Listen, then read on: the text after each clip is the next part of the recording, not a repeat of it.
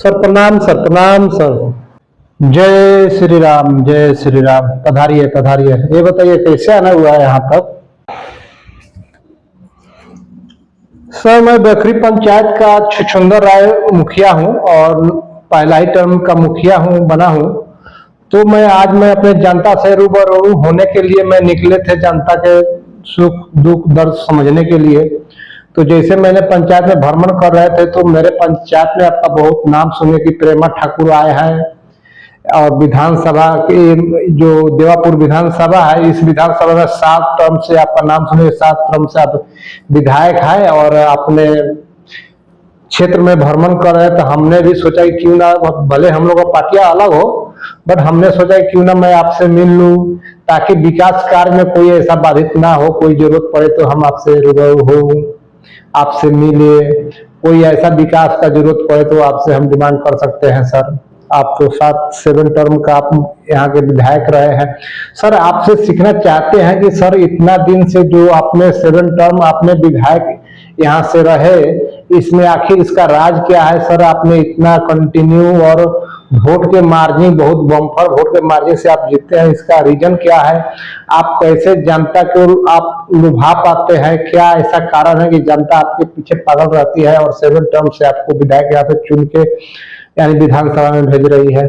तो सर मैं आपसे कुछ सीखने के लिए और विकास कार्य में, हमारे पंचायत में विकास कार्य में कोई बाधित ना हो और विकास की गंगा बहे, इसके लिए हम आपसे मिलने आए हैं कि 7 टर्म के आप विधायक हैं तो आपका अच्छी खासी पकड़ है आपके बीजेपी में।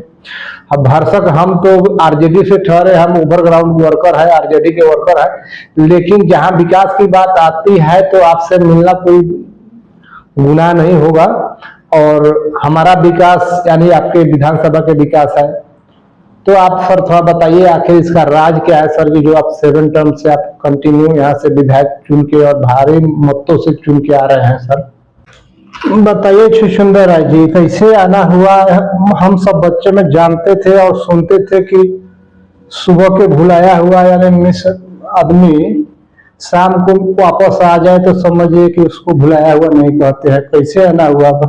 कम से कम अभी भी तो भगवान ने आपको सद्बुद्धि दिया और आपको जानना चाहिए कि मेरा भी नाम छछूंदर यादव है, लेकिन मुझे लोग प्यार से प्रेमा ठाकुर कहते हैं क्योंकि देवापुर के जनता काफी मुझे प्यार करते। बताया कि इसे 7 टर्म आपने कैसे इस जनता का दिल जीता, तो हम आपको बता दें कि हम किस पार्टी में हैं, जो भारतीय जनता पार्टी यानी बीजेपी पार्टी, यानी कि ये पार्टी यानी देश की पार्टी है।